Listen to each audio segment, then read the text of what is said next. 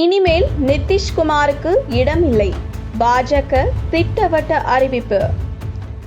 பீகார் முதலமைச்சர் நிதிஷ்குமாருக்கு இனி ஒருபோதும் பாஜக கூட்டணியில் இடமில்லை என பீகார் மாநில பாஜக மூத்த தலைவரும் முன்னாள் துணை முதலமைச்சருமான சுசில்குமார் மோடி தெரிவித்துள்ளார்.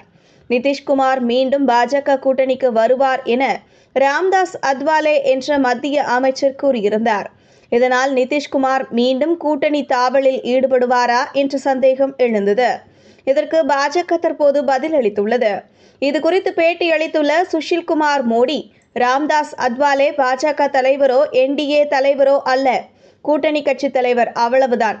நிதிஷ்குமாரை நாங்கள் சேர்ப்பது குறித்து அவர் கருத்து சொல்ல முடியாது.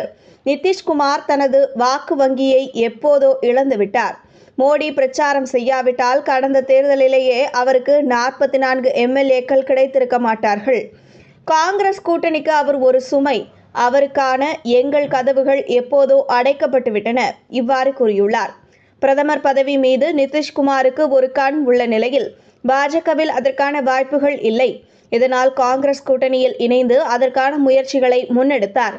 காங்கிரஸ் கட்சியினர் ராகுல் காந்தியை தவிர வேறு யாரையும் பிரதமராக ஏற்க தயாராக இல்லை. இந்த நிலையில் நிதிஷ் மீண்டும் கூட்டணி தாவலில் ஈடுபடலாம் என எதிர்பார்க்கப்பட்ட நிலையில் அதற்கு முற்றுப்புள்ளி வைத்துள்ளது பாஜக.